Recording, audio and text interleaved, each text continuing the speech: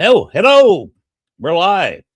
All countries abroad, the United States, maybe even Canada. All ships at sea. Welcome to the show. If you're watching this as a recording, please send me lottery numbers. Need a new pair of shoes. Anyway, we're going to get started tonight's show pretty quick. First of all, we're going to talk about, we got to get commercials out of the way. Show up the first picture, and we will talk about voices from beyond the New Orleans Paranormal Society. I will tell you what these people do not do. They do not take you beside a building and tell you it's haunted and walk on to the next building. They do not show you a tour of the front building of the house or look in a window or something and say this is haunted. They will take you to a building, sit you down, give you a piece of paranormal equipment, and say, this is the ghost that's primarily here. Have a conversation. And you'll be there for a while communicating with spirits. New Orleans is one of the most haunted cities in the United States, maybe the world. They've had a lot of deaths down there since the very early 1600s. And when they say they're leading a ghost tour, they're not saying that it's haunted. They'll prove it. So go ahead and throw the next one up. Here is their phone number, address. Contact them if you're going to be in New Orleans this spring or summer. Contact them, and they will take you on a real ghost hunt, or should I say, paranormal investigation. Not a tour. Be careful. You're dealing with New Orleans. Do not taunt the spirits on their tours, which also includes Andrew Jackson, by the way. Andrew Jackson Hotel, one of the most haunted hotels in New Orleans. But those spirits will strike out if you taunt them and say bad things. You'll find out the hard way what a ghost can do to you. But if you go down there and be nice to the ghost, you can have a nice conversation with a spirit. And we'll go ahead and throw out their video starting July 31st, August 1st and 2nd. Guess what they're doing? You want to come to New Orleans, have some fun?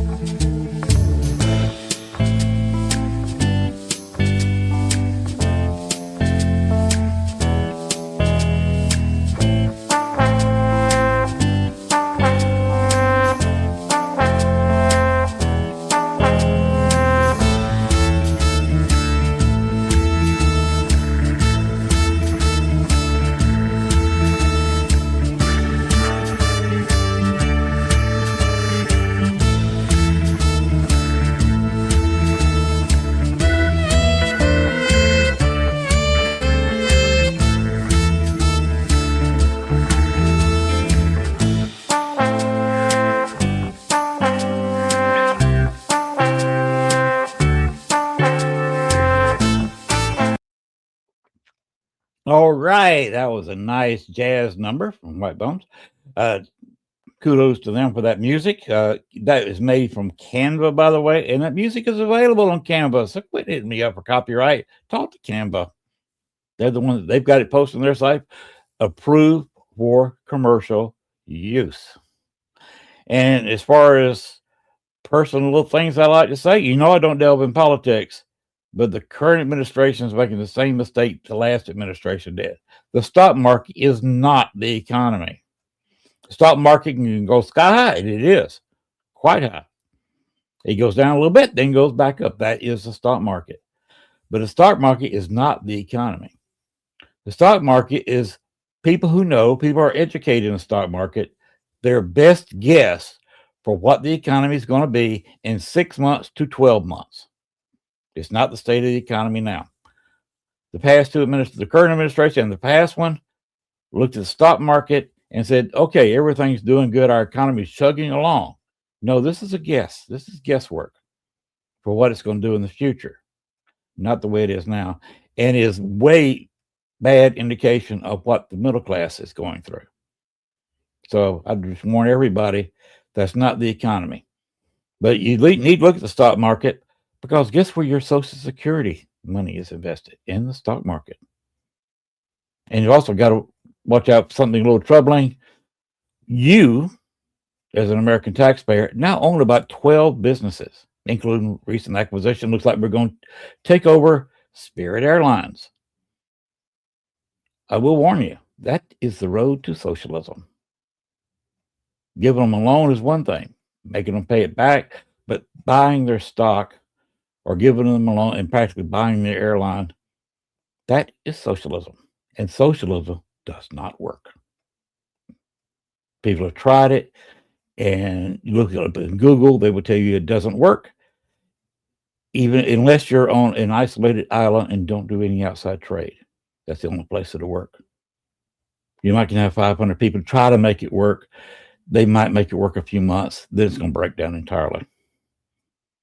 Socialism has always, every time a country tried it, led to a dictatorship. So I don't really like, now Obama did it, he rescued GM, but we, the taxpayers, bought a whole bunch of, I bought almost all of GM stock, but we put it back in the open market when they started making a profit and sold it at a profit. That was, that was always question, but it did save a lot of jobs. So you just got to be careful with that kind of thing. And by the way, anybody who's got retirement money and Social Security, if you ever worked, guess where Social Security money is? In the stock market, friends. To keep an eye on it. Let's do what we can to keep that up. But the middle class has had no recovery since COVID, really. So we need to work on that. Everybody. All right. Let's go ahead and open the door to this show.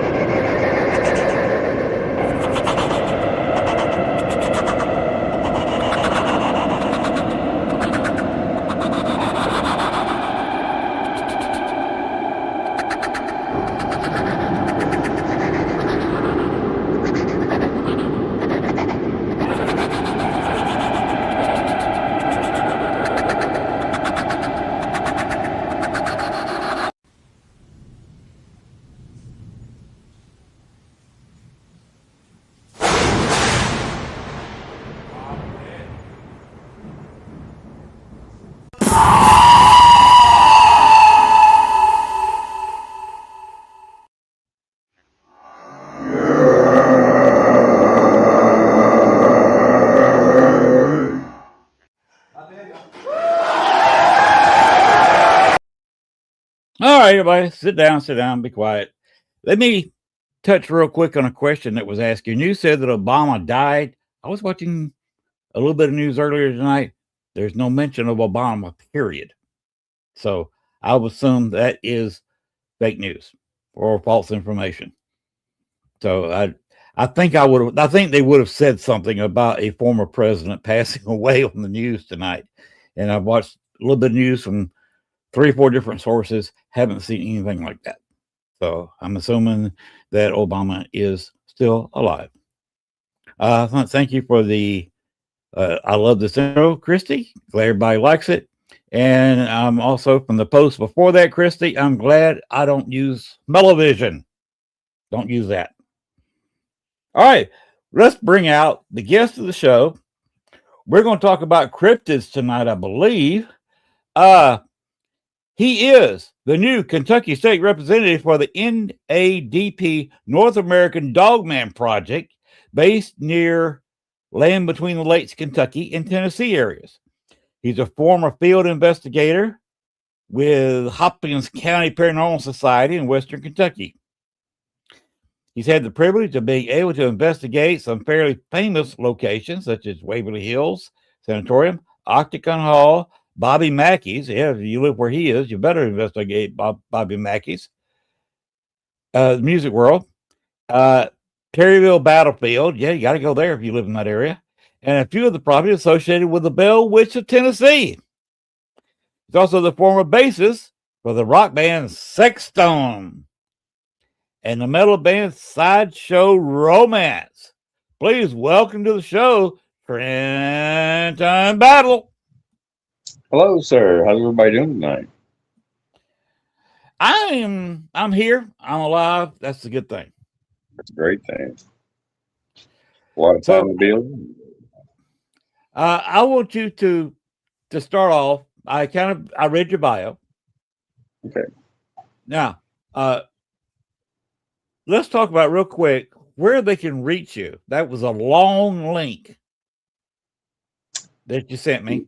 What is that for specifically? We've got several positions open in the North American Dogman Project right now, and we're actively looking for positions all over the United States, but especially in areas like Oklahoma, Georgia, South Carolina. There's a few states that we need some representation in. And the link I sent is a form to fill out to be a part of our team and join the hunt. See what kind of dogman activities you can get into in your state, in your area. Gwen, could you please put up the picture I just sent you? There we are. Yes, please. We're looking for field investigators, just plain old researchers, people that are just interested in the subject, would like to talk to witnesses, things like that. Anybody that wants to help out, we could definitely use some help right now. All right, you got an email here and a .com. I can see it clearly on my screen. Can everybody see that? Could you see it pretty clearly, Trenton? Yes. Okay. That gives you anything else you want to say about this picture? That you're wanting people. You got positions. Where is this based out of? Well, it's nationwide. Now, our founder is from more of the Michigan type area,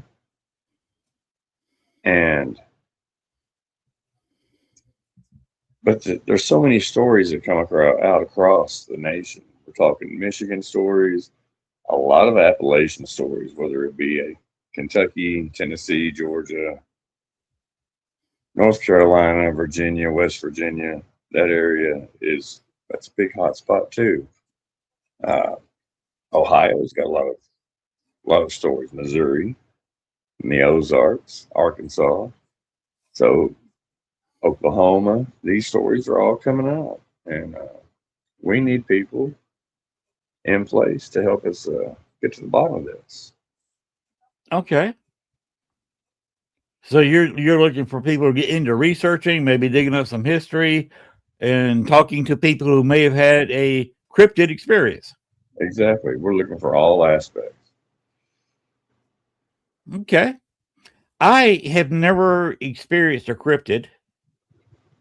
Not in real life. Of course, being in the woods, I've heard some things, but this area is starting to get too grown up.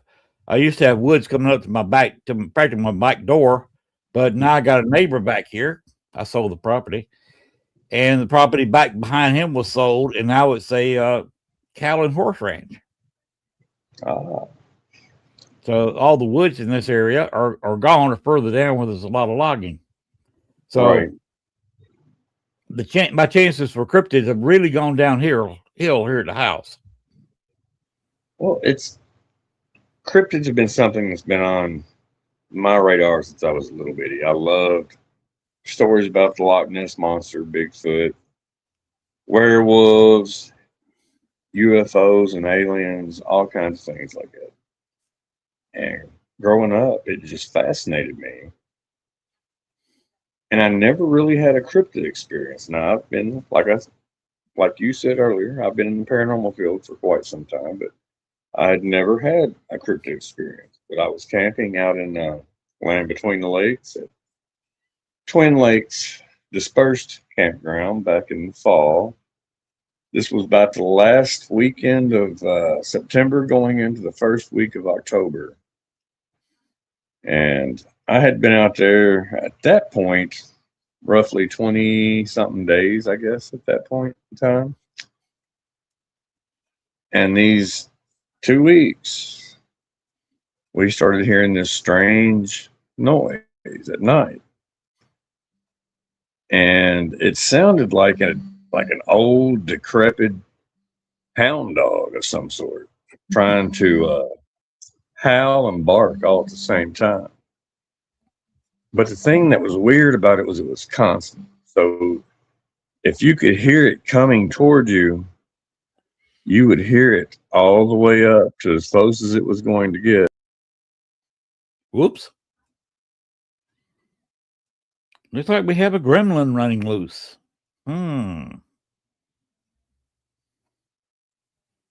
Let's see. What do we want to do here, Gwen?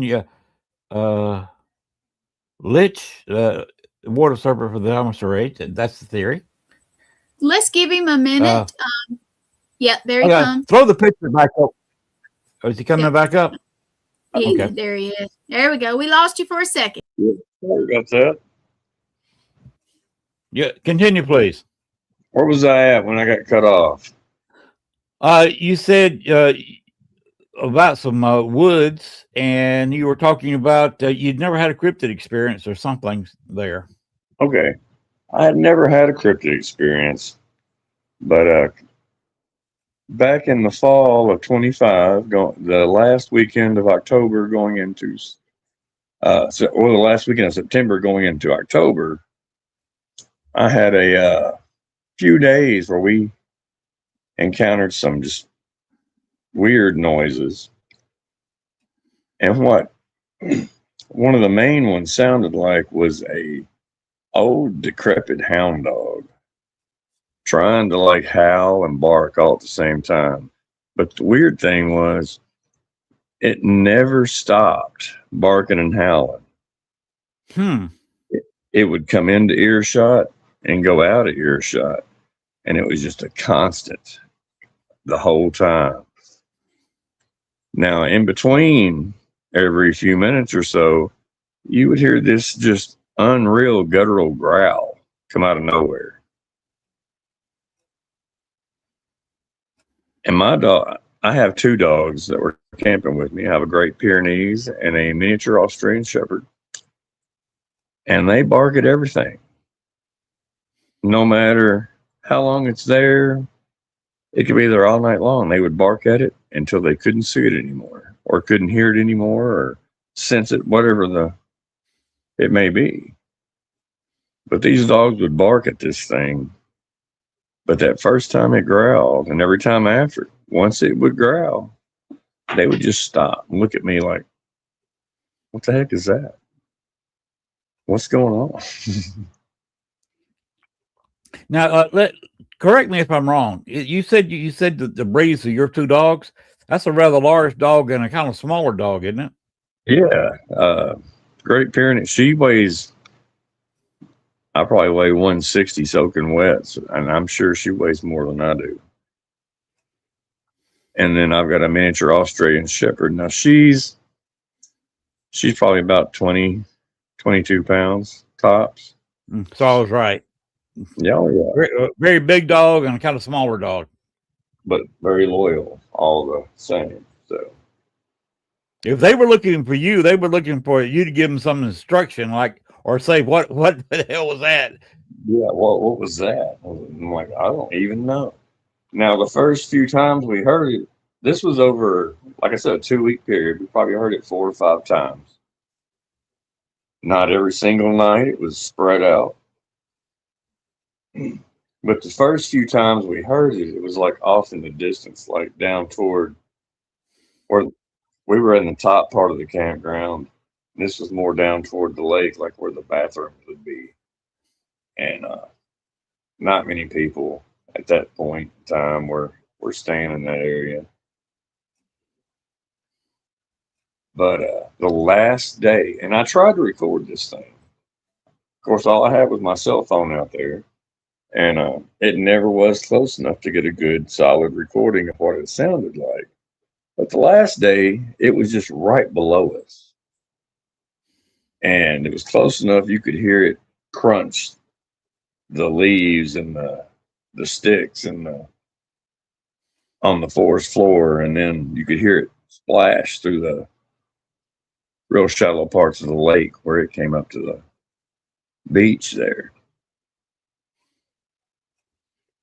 And it was close. Was it passing by you, or was it circling you, or where was it going? It was probably a good 75 to 100 yards from us, down the hill through the trees. Couldn't see it. Close enough we could really hear it. And that night, I ain't gonna lie, it freaked us all out, and we just kind of sat there until it started fading away. And then we got a little braver and got some flashlights out and things like that. But yeah, it pretty unnerving. So I contacted the NADP and I gave my story. And I have hiked and kayaked this area for years. And my dad used to bring me up here when I was a kid. And we did lots of things throughout the trace, all the way from Kentucky to the Tennessee side, to where the Civil War forts are at. And I've heard the stories of Dogman through the years. Never really crossed my mind to look into things like that. I mean, other than just listen and be fascinated with the stories. But to have something like that happen to you in the woods and you really don't know what's going on, it made me want to maybe see what's going on. And lo and behold, Kentucky was kind of a bare state at the moment when I looked into it. And now I have, with my paranormal background and things like that, I've managed to become the Kentucky State Representative. And I'm wanting to put together my own team here locally and throughout the state. But I want to bring in different aspects of the paranormal world, whether it be UFO phenomena, hauntings, studies into telekinesis, biblical studies. Can you tilt your camera up? We see your nose. There you go. Native American studies, things like that. And we just want to, I want to make a team that can actually bounce ideas off of each other, because there's a whole lot. Like I said, I'm brand new with NADP, but I do have quite a few eyewitness testimonies coming in lately. And I can talk about them a little later on, but I can say we've had some anomalies like orbs and EVPs and things like that being caught at the same time we're having these Dogman encrypted encounters. So I want to bounce the overlapping paranormal phenomenon off some people from some different aspects of the fields, and just see what we can come up with. It's a crazy time to be alive. We witnessed some of this stuff with the Ohio Flat, where we had, what was it, 7, 8 Bigfoot sightings of some people that think they're fleeing the area. And then a few days later, we've got this meteor that explodes right over top of the same area where all these sightings occur. And I don't believe in coincidences. I don't know about you. I don't either. And there's definitely some coincidences we need to look at and get some fresh takes, some new minds on, and see what we can wash out in the end. You just need some help. I do. Absolutely. I've got a few people around me, a few good people, but I'm looking to build a serious little team here and really put some boots on the ground and see what we can come up with over the next couple years. So, where are you? Are you close to the Tennessee-Kentucky border, or? yes, I am. I'm located right around Eddyville, Kentucky, which is right outside of Land Between the Lakes on the northern entrance. And the entire trace is, I think, if I'm not mistaken, 40 some odd miles long. So between going straight through the LBL, it's about a 60-mile drive for me one way. It's a short All day right. trip here and back. So That looks like a very interesting area.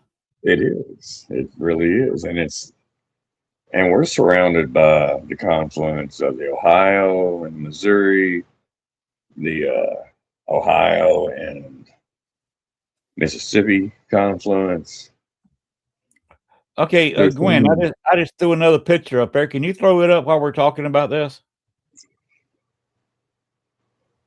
there's so many There it is. just crazy areas that have so much history. There's a lot of water here. There's a lot of war, and this, I mean, it goes back to the Native Americans and the mound builders, and it's got quite the history here. Is this heavily forested in this area? To a point, there's a lot of hunting land. There's quite a bit.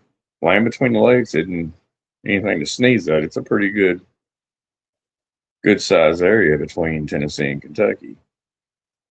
And I mean, we've got state parks on all sides of this. You got a national park right in the middle of state parks, all around the sides from the north to the south end, pretty much. Military battlefields, which are national or federal sites now, also. So it's a lot of private and government land. Wildlife area, The national. mound builders, probably maybe the Mississippian culture. They were mound builders in that area. Yes. And then you had a Civil War battle here. Oh yeah, plenty of them. We're surrounded by several battlefields. I mean, we've got Fort Donelson right at the very tip of the southern end of Land Between the Lakes. Fort Henry, Fort Donelson. There's several forts around the Nashville area. There's several forts going into Illinois. Columbus, Belmont. It's coming right out of Missouri and Illinois, right into Kentucky on the Ohio. It's we've got quite the history here, and there's quite a few hot spots in this picture we've got up here. I'm just looking at it. Oh yeah, there's you got everything from the Dogman Massacre to missing people like David Pilatus, missing 411 style stuff. We've got hauntings. There's more than one cryptid we've been getting talks about lately, and just a lot of interesting things going on in the area. Yeah, and if it's fairly well forested with all that water in the area, a cryptid, if you're saying it's a hunting area, that means there's probably deer or something in season there.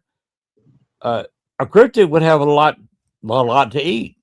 Oh yeah, there's deer, there's turkey, there's tons of waterfowl at different times throughout the year that we have waterfowl come in from different places. So, but one thing I see is Devil's Elbow. What is that? it is a rock outcropping.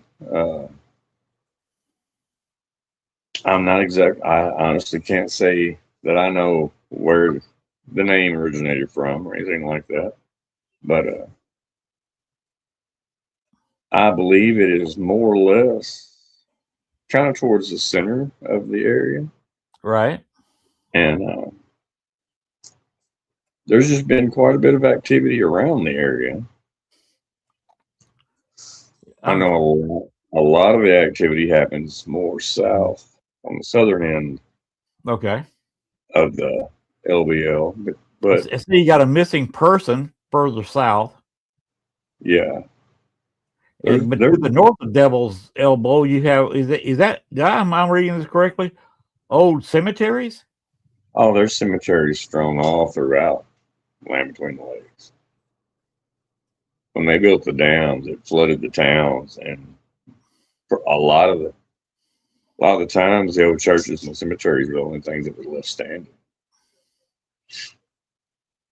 And going up, you got something called Golden's Pond, and right beside it, you've got what, a dogman zone? Everything below that is considered a hot zone for the dogman. Yes, you got a few places north of that spread out, but everything south is pretty much a pretty good hot zone in that area. Pretty good sized area. Yeah, it really is. Well, you do need some help just covering that alone, just that one spot. Like I said, it's about 40 miles from one end to the other, from where the dams start in Kentucky all the way into Tennessee.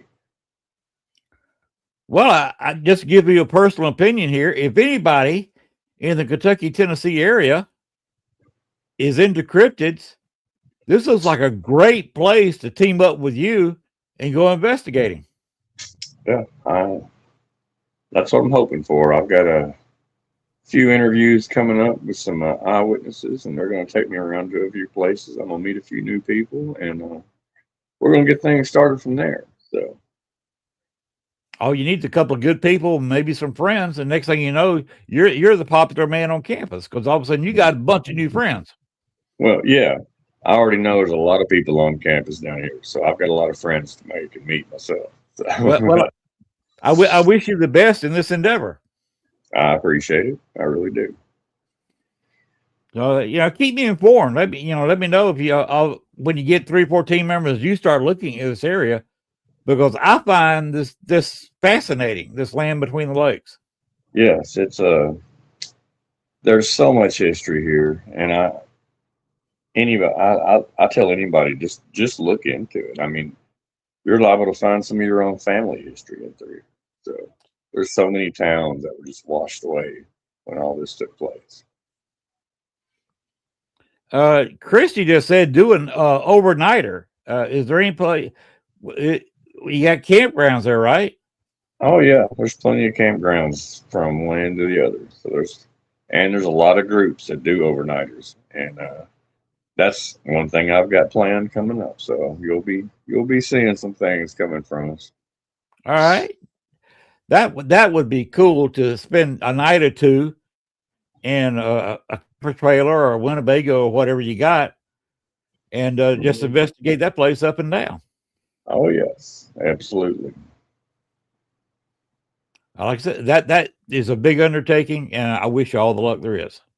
Thank you, sir. I do appreciate it, and I implore anybody to give us a reach out. You can reach out to me personally, nadp.kentucky@gmail.com, and we can get things started through there. You got your Facebook page too, right? Facebook, you can hit me up on Facebook at Battle Trenton. I'm under Trenton Battle at my name. I'm sure somebody will be contacting you because that looks like a fun area to go to. It is, and I got a few people that's expressed some interest, so we're starting to slowly get some people to trickle in. But like I said, we're especially looking for some people from like Oklahoma, South Carolina, and Georgia. We really have some spots we need to check out down there, and we really don't have anybody stationed there right at this point in time. Well, there are parts here in Arkansas, but I have no experience in searching for cryptids. And with 2 fake knees, it's not like I can go running around the woods. I hear you. My knees ain't fake, but they don't like running anymore either. So, So either one of us on an investigation, we pass somebody, a miracle has just occurred. that's exactly right. And they might want to try running quicker. Exactly. Exactly. Because we have had a bear here in the town I live close to. 2 or 3 times we've had bears here. I got you. And of course, I got a gator right down the street. That can come in handy sometimes. I can see that. Yeah, makes it nice when you want to get rid of a body. There you go. Ain't nothing wrong. Now you've had some experience in ghost hunting before. You have quite a resume there. Well, I've had the opportunity to do a few cool places. I got to admit, Waverly Hills was something else. We actually, I actually wasn't on an investigation during that. My guitar player from Sexstone just happened to secure a private investigation. They do several throughout the year. I think this one was in February of 2016, 15, 16. And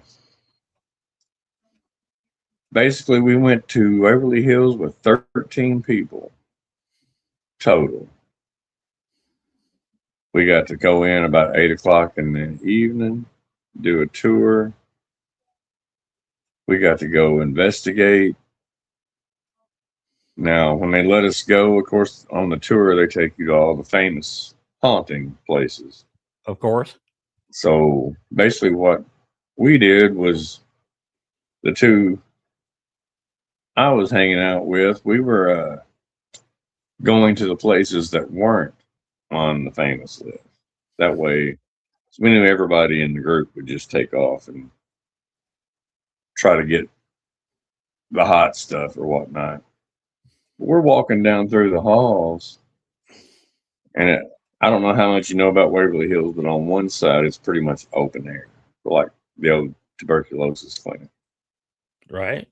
And you've got the inner hall and then the closed off rooms on the very, very back side.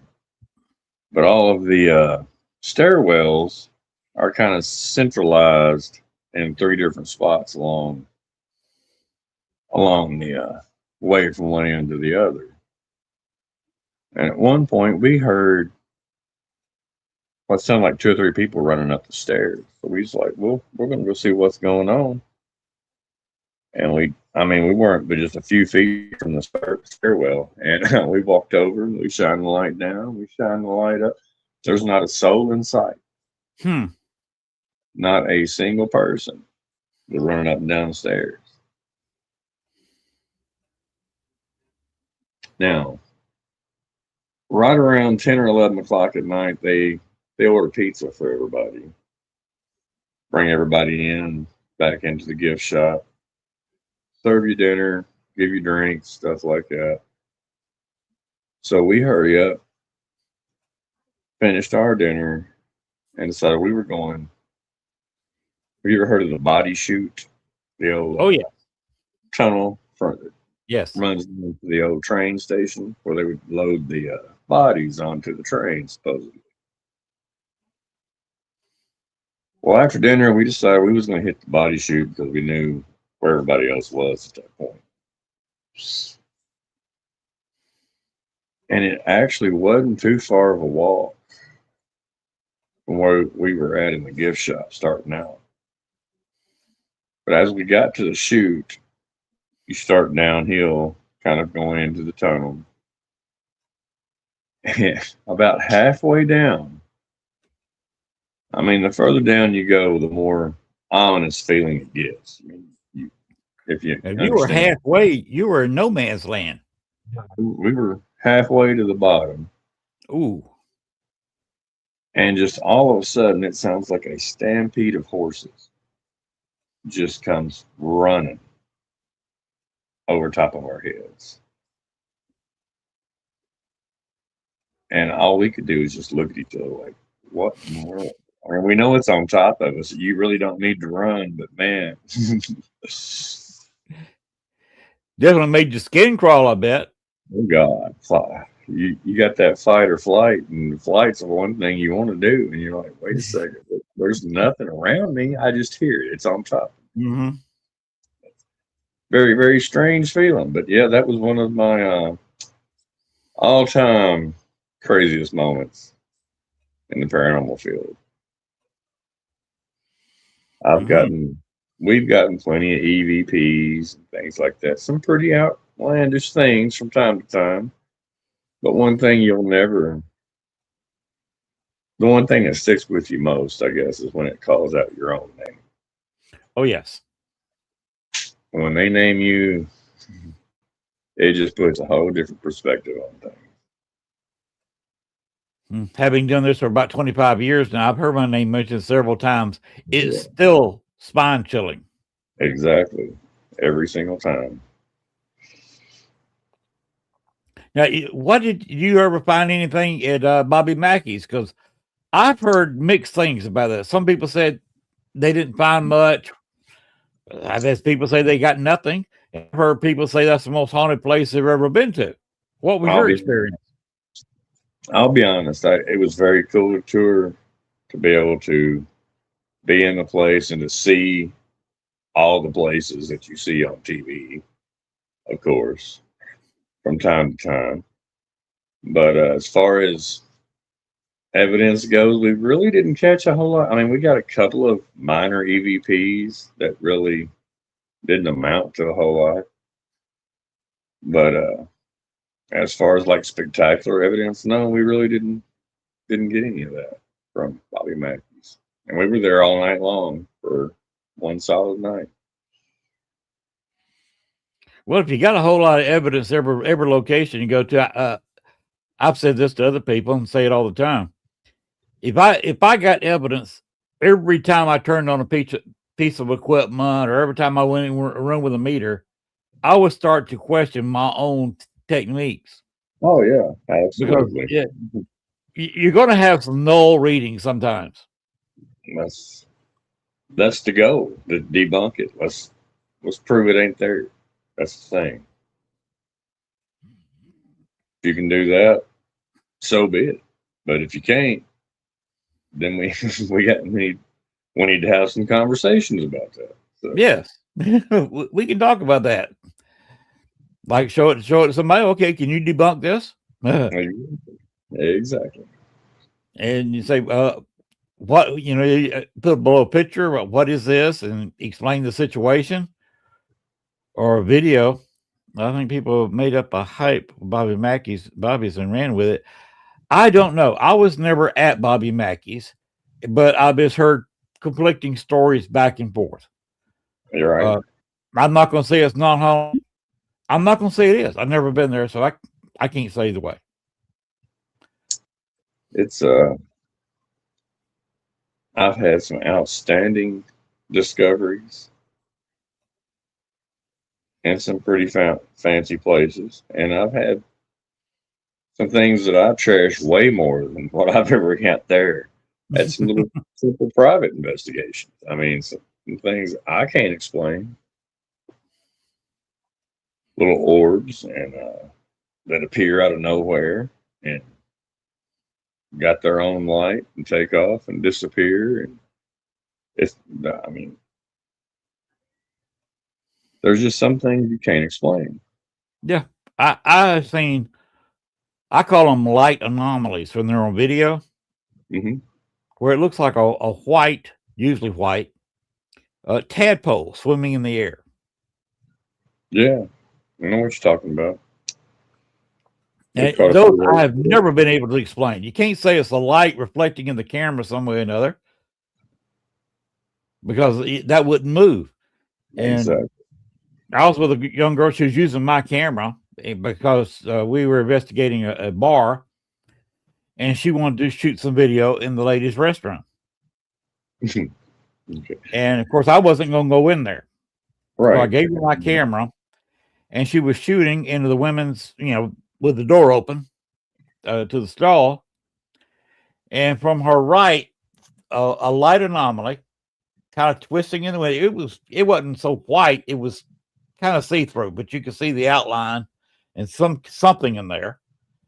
It came wiggling out of the wall, got the center of the door, and came right to her and was going right to the camera lens. Oh, wow.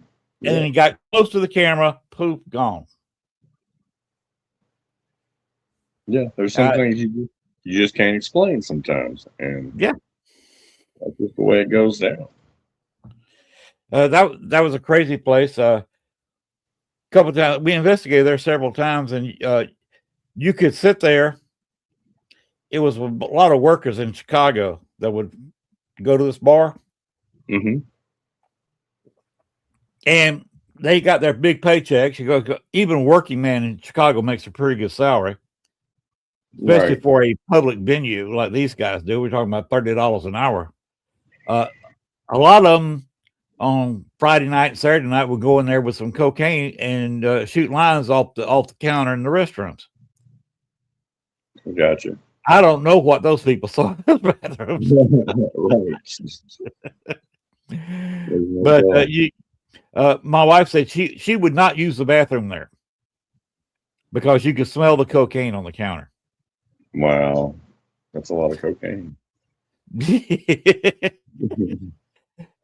That was Dust doesn't do that. No, Christy, you're right. Dust does not have a tail and doesn't swim through the air.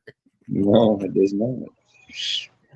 And this was a video camera, not a still, so it's not some kind of, sometimes you get a flash with a still camera that'll create a whole bunch of orbs. Right. That's just moisture in the air or a bug or something. This got close enough to the camera, you could see there was no wings. That's nuts. That's pretty nuts. It's crazy. What is your favorite piece of equipment when you go on a paranormal investigation? I really like the spirit box. I like the fact of using the white noise and just jamming through a bunch of channels and putting a few words together to make a sentence that comes from different places. You ever heard your name through that? I have several times. That's creepy, isn't it? Very, very creepy. But even if you're scanning channels, what's the odds of a DJ or a commercial saying your name? Yeah, that's while you're listening. Mine's not all that common anyway, so not at all. No, very unusual name, but Trenton's a good, proud name. Yeah, I ain't ashamed of it by any means, but no, to hear it on the radio or to hear it anywhere very, very often is unheard of. Yes. And that's not a standard commercial. No, not at all. They're not like a used car lot to say, hey, we got plenty of Trenton automobiles right here. That doesn't happen. There's no such thing. Maybe in New Jersey, it's about it. But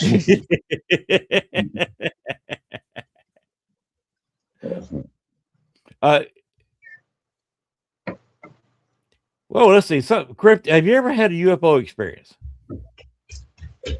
I have been fascinated with UFOs since I was a child. I have had a couple of instances where I have seen a green meteor streaking across the sky. Now, as far as an actual UFO, no, I have not. But the green meteors have stuck with me for years and years. I was probably 17, 18 years old the first time I saw it. So that would have been, Lord, about 1992, 3.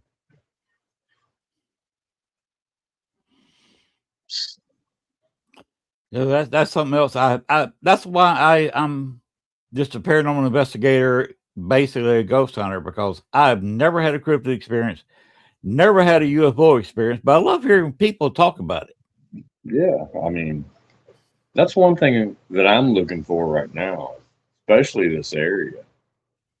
I'm looking for a team, but I also want to hear people's stories. And I'm not, it don't have to be a dogman story or a cryptid story, Bigfoot, whatever. I want to hear your UFO stories, your hauntings, your strange history, missing persons, monster fish. If you got a weird story about the area, I want to hear it. And let's make a database of everything that's going on and has been going on through the years. Yeah, my parents had a cabin on the Georgia Alabama border, Mm-hmm. and our cabin was on the Alabama side. Okay. And I was up there by myself, me, a dog, and a couple of guns. That sounds southern, doesn't it? Nothing wrong with that. Anyway, I was sleeping, and all of a sudden the dog jumped up, and the front was a porch, full width of the house porch. Right. The dog heard something, barked a little bit, and I asked him to be quiet. And it's something that I had the door to the porch locked. I had the screen door locked. It's just a latch. It was just a screen door. Somehow you could reach your hand through the screen on the latch if you want to. The latch is not going to keep anybody out who wants to get in. But they would have to tear through the screen.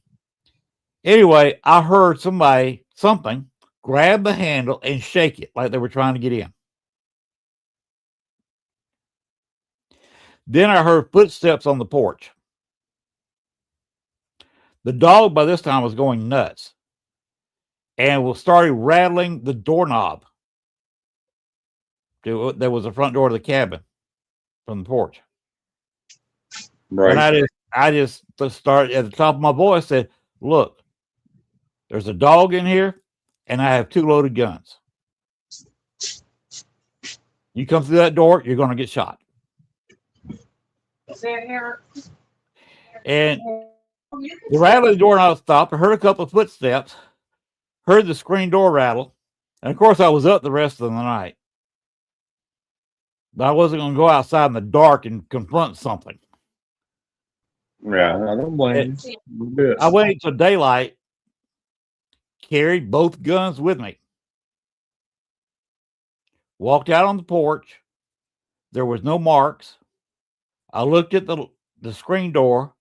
It was still latched and no break-in evidence. So we got a couple of storage areas on the porch. I looked in them. There was no raccoon, no nothing. Right. Nothing on the porch had been disturbed. And the screen door was just like I left it. That's nuts. And that's a spine-tingling story. Yeah, it is. And with Christy Richa says, what is it with cabins in the paranormal? We're talking about a cabin on a backwater on a major lake just off the Chattahoochee River. Okay. So you've got the river energy. You've got a rather large lake that stores a lot of energy built in the woods. Now I could get in a boat and be at somebody else's cabin in a couple of minutes because you can see them. To drive to those cabins, to get to the closest one, would take about 10 minutes. Right. And to get to some right across from me, I would have to drive miles to get to a cabin that was just across the water from me. I could swim to in 5 minutes. Yeah. That's interesting. Plenty of woods, plenty of deer. There's plenty for cryptid to eat. There's plenty. People have been fishing there for years. That's why my father built the cabin there. Mm-hmm. So it's got some history, and it had 2 springs with about a mile and a half long streams, springs that had streams coming off of them, running into the lake. Okay. So there was running water. And so, there was Native Americans in that area. Oh, yeah, definitely. Yes. Before the lake was there, the river was only about a mile and a half away. But in this area had two small streams that springs were feeding. So there's probably been habitation there for years and years. Definitely. And I never could figure out what was rattling that doorknob. Because it couldn't have been human, because they went through the screen door and latched it behind them. How'd that happen? The screen was not torn. There was no damage to the screen. The area that I am from is called Dawson Springs, Kentucky. Mm-hmm. And it's actually was famous back in the 1920s for its mineral springs. Okay. The Pittsburgh Pirates would come down and they'd hold their spring training league every year at the ballpark downtown, and they would bathe in the springs and drink the water. And there's a bunch of big hotels in the area, a big old tuberculosis hospital. It was several different buildings, but it was still a rival to what Waverly Hills is like today at that point in time. Now it's in the last since the 80s, they've torn a whole lot of it down. There's only a couple of the old buildings still left on the property. But all in all, it's also settled right on the banks of the Tradewater River, which is named after the early pioneers and Native Americans trading with each other in these locations. Christy had a question. She said, the cabin has no ties to the spirit. Why be protective of the cabin? The spirit may not have been protective of the cabin. It may have wondered what the cabin was and who was there. They may have been attached to the land. Yeah. Well, I was kind of going with the cabin because in my area, I was in my early 20s. I was just starting to play in some bands and things like that. Not too far out of high school, I was still playing some basketball here and there. But like I said, I've always had a fascination with the paranormal, whether, like I said, whether it be ancient civilizations or unsolved mysteries type things, cryptids, UFOs, you name it. But I have a very strange story, and the name of the road we were on is Log Cabin Road. Okay, want to raise the camera back up again? Oh, there you go. The name of the road we were on is Log Cabin Road. And okay, makes sense. The only historical thing on the whole road is there's an old log cabin. When I was younger, it was pretty much intact, but through the years it became pretty dilapidated and falling apart. It was in ruins pretty much by this time, which would have been late 90s, early 2000s, that era. But this was a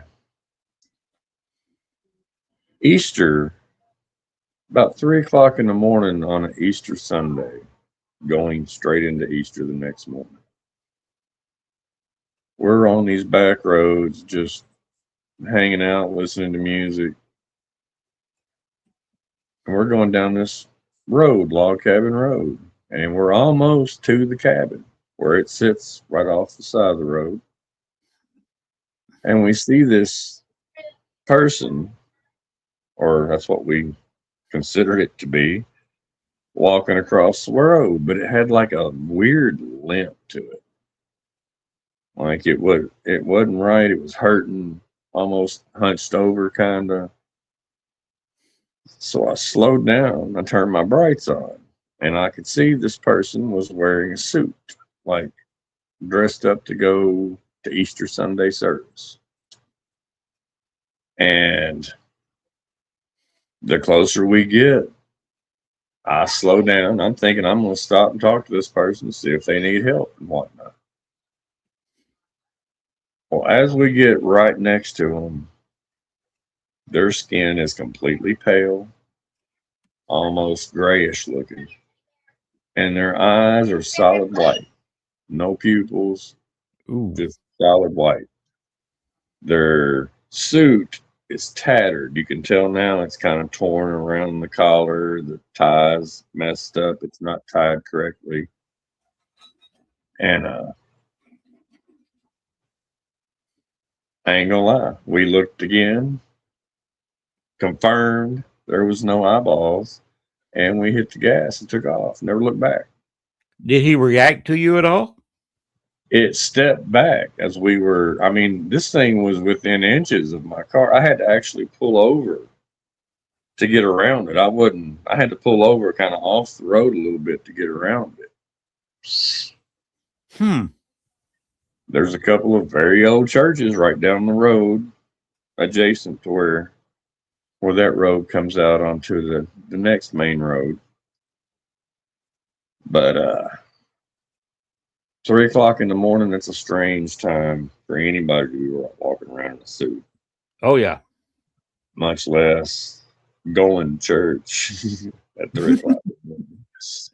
Too bad you didn't go to one of the churches and investigate that. He may have walked up to the church and sat down in a pew and waiting for the Easter music to crank up. But I'm not going to lie. I've been back 2 or 3 different Easters just to see if I could see it again. Hadn't been able to recreate that moment. But wow. Didn't feel like a trying. So, well, I hope everybody's enjoying these ghost stories we got going right now. That's what I almost forgot about. I hadn't told that one in a long time. I don't talk about my experiences as a cabin either, because I was maybe 18, 19. Yeah. Back in the probably the mid 70s. I had my first encounter. I was probably 3 years old. Me and my parents we hadn't been in this house very long. We had a house where the ceiling fell in my sister's bedroom, and she had a canopy bed at the time that actually kept the ceiling from falling on top of her. Oh, wow. Thankfully. And we ended up moving. I wasn't too far from turning 4 at this point, but kind of just at the beginning of my memories, being able to remember things from growing up. But one thing that sticks with me, and always has, we had a 3-bedroom house. I shared the corner of my parents' bedroom. At that time, I had a little bitty bed right underneath the window. And at 3 years old, I was sleeping right in the corner by myself. And one night I woke up. It was probably around between 2 and 3 o'clock in the morning. And I look out the window and there's a white apparition, kind of abstract, but you can see like it's got like flowing clothes on, white, see-through almost. And this house, the window is probably almost 2 stories off the ground. So, and there's no deck or anything like that outside the window. So nobody's standing there. But at 3 years old, that stuck with me, and I'm pretty sure I slept in my parents' bed the next 2 or 3 weeks after that. Did you tell them about this, or did they believe it? I did. My mother had she's had a few experiences over the years, especially like having almost the sleep paralysis type events, and then it feels like somebody's sitting on her chest. Like she's got her eyes open and she can't move and she can't breathe, and somebody's sitting on her chest and won't let her up. So my parents believed me. My dad wasn't real thrilled about it, I don't think, but I did manage to sleep for almost 2 weeks, I think, in their bed. I got some comfort out of it. I wasn't sleeping by myself for a little bit. That's for damn sure. Not at 3. I guess Christy's talking to you. Have you got blonde hair? I do. I do. It was Apparently really blonde when I was little. Now it's kind of it's getting grayer as I get older. I ain't gonna lie there. Hey, gray hair, it happens. It happens. I ain't ashamed of it. By the way, I will be 70 in July. Yeah. I'm only about 20 years behind you, so the gray will come out. You see, I'm the solid gray now. It's already started. I embrace it. So nothing else I can really do about it. Nope, there's nothing you can do about it. I could dye it, but what am I gonna do with all this? Exactly. Now the mustache too. That's too much trouble. Yeah, it's pointless. I'm married to a great woman. I don't have to worry about attracting others. There you go. Ain't nothing wrong with that. How long you been married? Are you married? We are bound to get married very soon. We've been together since 2020. We met on Twitter. She's from Texas. Okay. And we ended up meeting in Arkansas and Oklahoma a couple of times, and then we decided to move in together for a while. And lo and behold, here we are. So, where in Arkansas did y'all meet up at? I was scoping out the Buffalo River for some kayaking. So it was just almost in the Missouri border, around like half an hour south of Branson. Okay. You were not too far from the big battlefield up there, Pea Ridge. Yeah, no, not at all. And not too far from the Crescent Hotel. About an hour to your east. Yeah, exactly. When you're there. So you were there in kind of a hot spot paranormally. I was. Now, like I said, I was scoping some kayaking and meeting the love of my life. So I was kind of preoccupied a little bit, I guess. Well, that's a great story, though. Yeah. You always got a great story of how y'all met. Mm-hmm. Galen and I met on a British website. The person who ran it died a few years ago of cancer. But we started meeting, started talking, and we finally met up in Columbus, Ohio at the Arnold Schwarzenegger Classic Bodybuilding Competition. Awesome.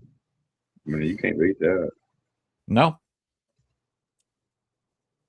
So we decided to get married, and I left Georgia and moved to Chicago for 14 and a half years, and we wanted to have a retirement cabin in the woods.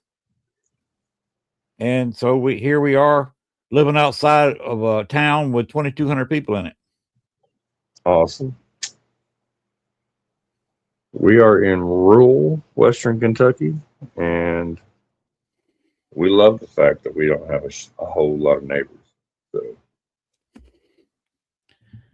now you got your Arnold Schwarzenegger story. I'm gonna have to tell you my Andre the Giant.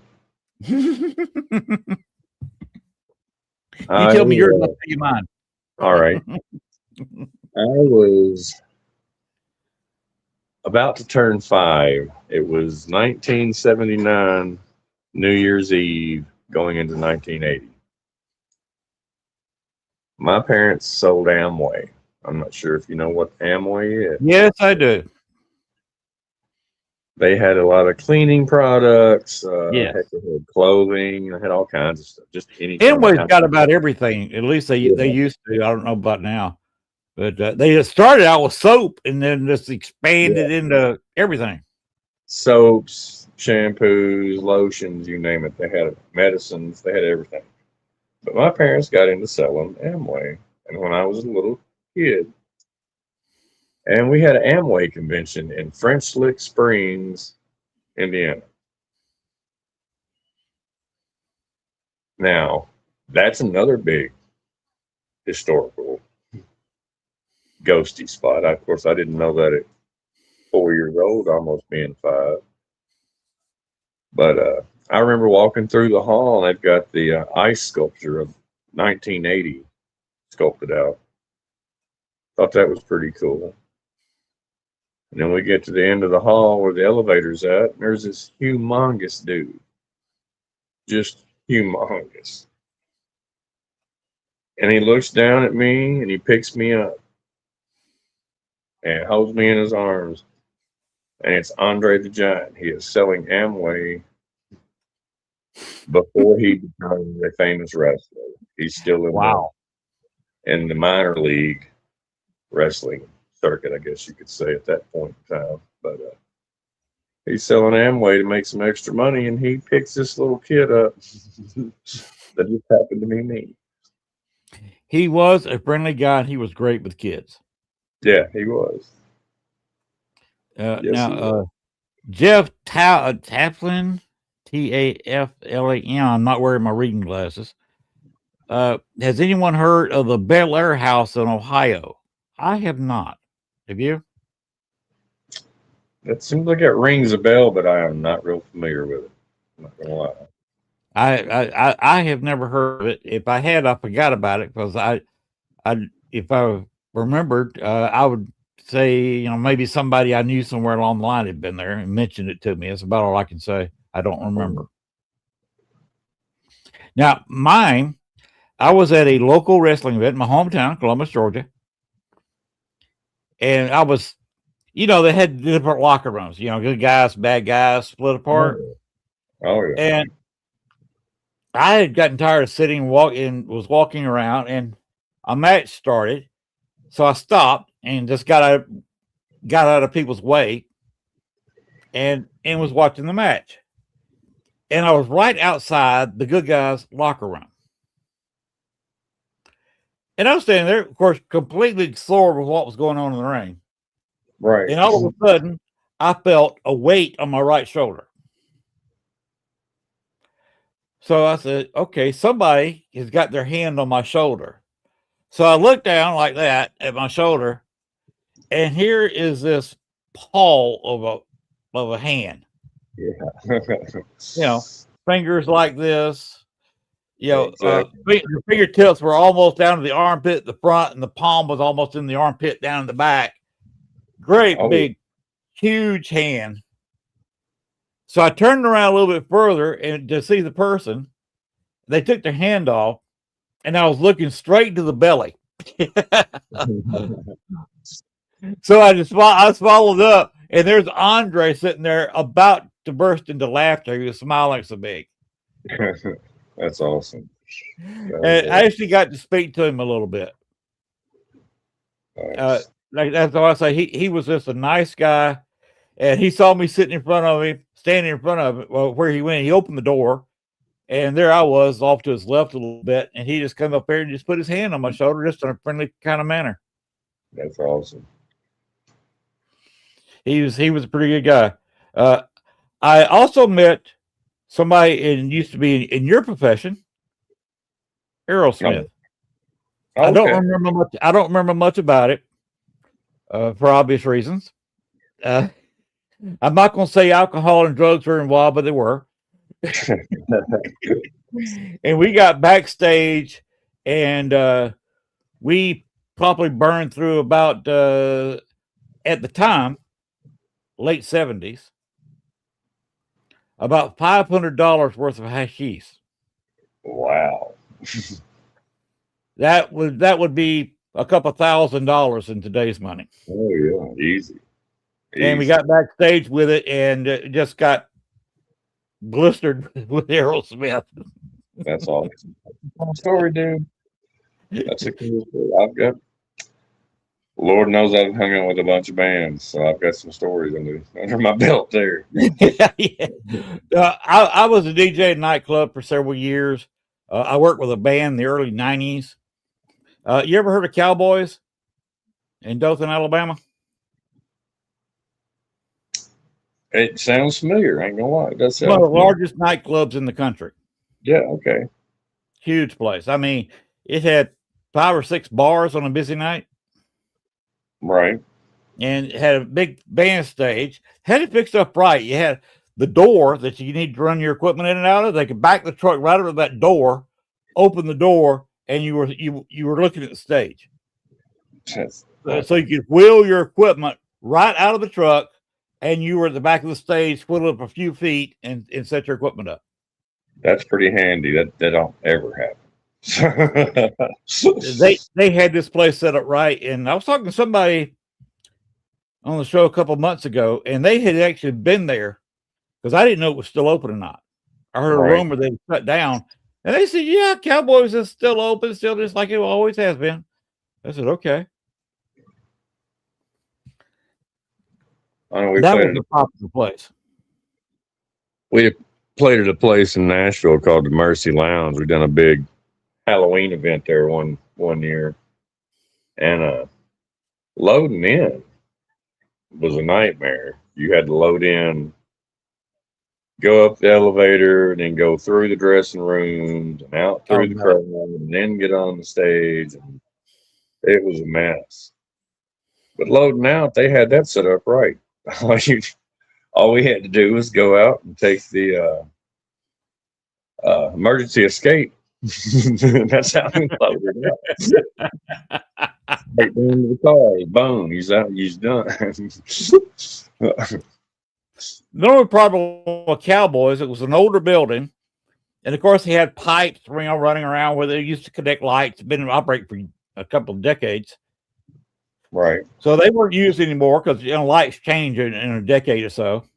Oh, yeah. And different bands. But the issue was you always got the female groupies. They would go up there and jump up to these pipes that used to hold lights and swing on them. Oh, Lord. And of course, a lot of these women during the summer would have, the tube tops on. Oh, yeah. And you know what happens when the girl reaches up here like this? You know what happens to that tube top? Oh, it's only covering the navel. That's all it's covering. And they were swinging in front of the band. And here's this guy trying to sing, beat the drums, play the bass, and seeing a topless woman swinging back and forth in front of it. Exactly. They wasn't doing that on purpose. No. The nightclub life is insane. If anybody that has not worked in nightclubs, you missed it. Oh yeah, it's a different world, that's for sure. Totally. You got a world outside the door. You walk in that door, regardless of what door you walk out of, the band door or the front door, it changes immediately. Yep. What instrument did you play? You said we're in a band. What you play? I was a bass player. A bass player. I was a bass player. You got to learn how to play guitar first before you learn bass, right? Absolutely. I was a rhythm guitar player for years before I was ever a bass player. So.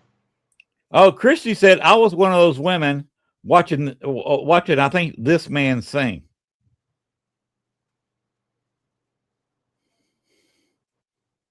What?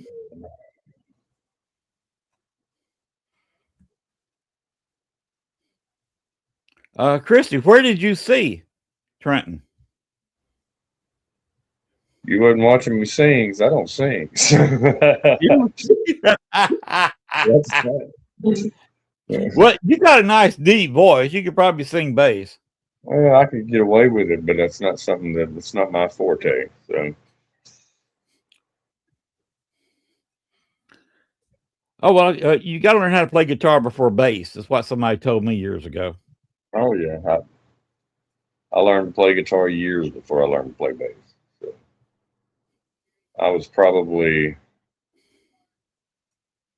going on 30 before I really picked a bass up to be serious about it. I mean, I picked them up and played with them through the years, but to get serious about it, I've been playing guitar since I was like 18, 19 years old, and bass came later on in life. You know, of course, you know who the Beatles are. Oh yeah.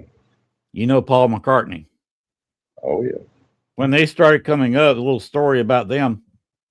You had 3 guitar players, and of course, the drummer Ringo. Mm-hmm. You need a bass player.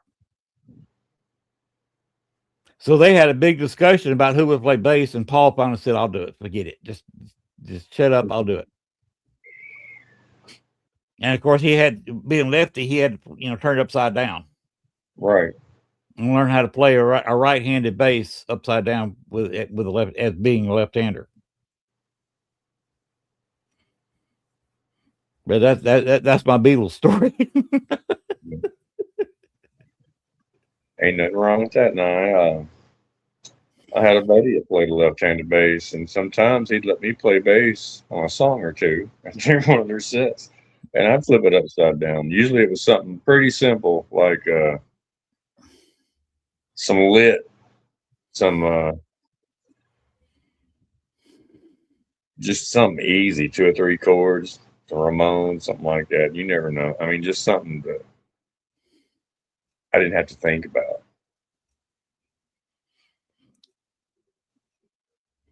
I Christy liked the Beach Boys. I also like the Beach Boys coming up. Well, Beach Boys are great. Oh yeah, fantastic Absolutely. group.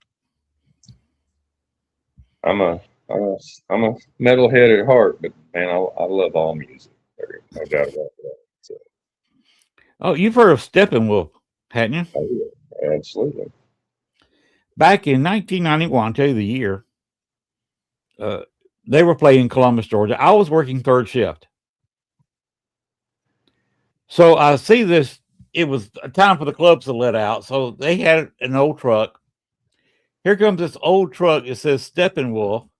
And I said, this can't be. This has got to be somebody who copyrighted the name, probably somebody that worked with the group and paid money so they could put Steppenwolf on the side of their truck. This is not the group.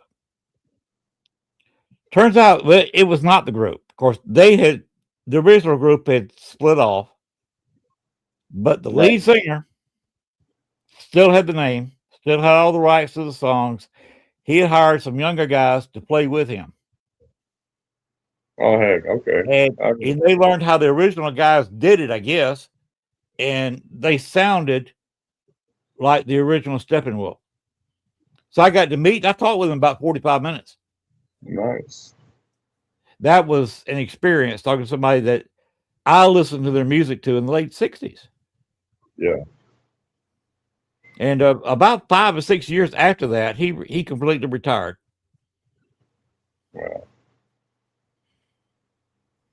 He was older than I am, so I hope he's still alive. God bless you. Yeah. Enjoying his retirement like I am. I've met a lot of people I really looked up to through the years. A lot of them were turned out to be really great people. I've been disappointed a few times, I'm not going to lie. But for the most part, most everybody I got the opportunity to sit down with turned out to be really straight shooters, straight up people. So they didn't care to tell the stories. They didn't care to tell you all their horror stories through their old bands getting to where they were now. So Jeff Talon said, a nice chatting with us. He said to look up Bel Air House LLC. okay, I will look into that for sure. You will see the goat or the paranormal goat. Good night. We had there's Goat Man. I don't know what he's exactly referring to there, or the paranormal goat. I always think of Goathead Productions or the Goat. We do have the Pope Lick Monster in Kentucky. It's kind of a Goat Man type deal, so that's a possibility. Kentucky has some strange cryptids. I'll just put it that way. We've got plenty. Well, you got a lot of empty land up there. There is. There's a whole lot of empty land. Yeah, because I've been through the state a couple of times. In fact, I was at a convention over the weekend in Louisville. Nice. Back in the 80s. It's a lot more across the state.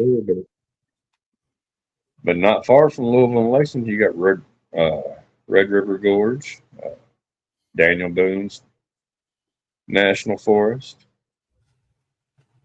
And then that leads right in to the edge, the foothills of the Appalachians before you get into eastern Kentucky and the real hollers down in that area. So, of course, I know what a holler is. I don't know about everybody else.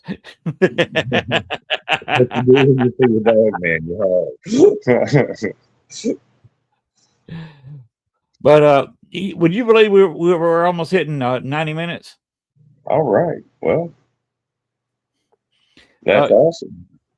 Can you tell everybody one more time where to reach you, your Facebook page, etc.? You can reach me at Battle of Trenton on Facebook. You can search up Trenton Battle. I am on TikTok and Instagram as Between the Streams Paranormal.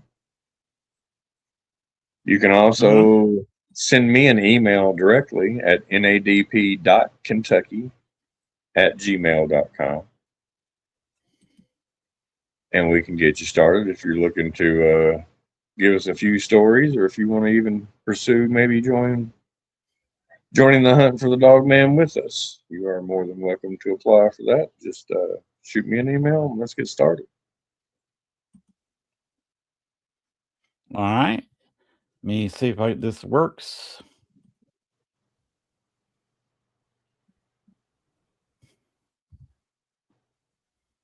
Okay, that is one hell of a link, but there it is. The bottom one, not that one, Gwen. The bottom one's got a little bit more to it. There you go. That is a long link, but that's your application to what you're wanting to do, isn't it? Yes, that's the form to fill out for recruitment into the North American Dogman Project. All right, and go ahead, Gwen. Put the giant werewolf back up. Join the hunt. Here's two of your emails. That's still a good email for you. Now that's for I'm pretty sure that's our main director. Okay. And then we've got a Jen Jacob. She is the one responsible for this poster. The other one will go straight to her. So I believe she is the Indiana state representative also. So.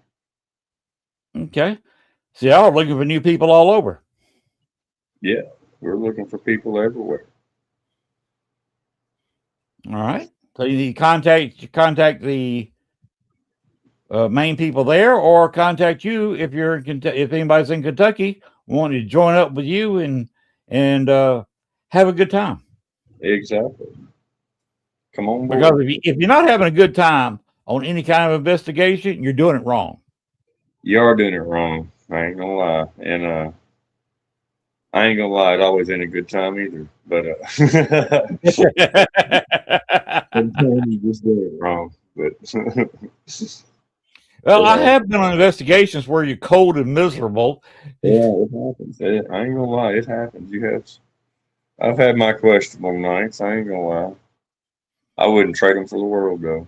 Yeah, I got an attachment in an old speakeasy in Chicago. That's no fun either, taking an attachment with you.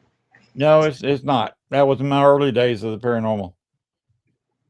All right. Well, if you got anything else you want to tell the world, well, we go ahead and jump out of here.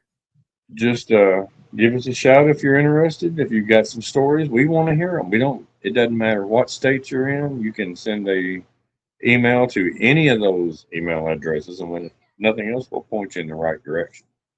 But get a hold of us.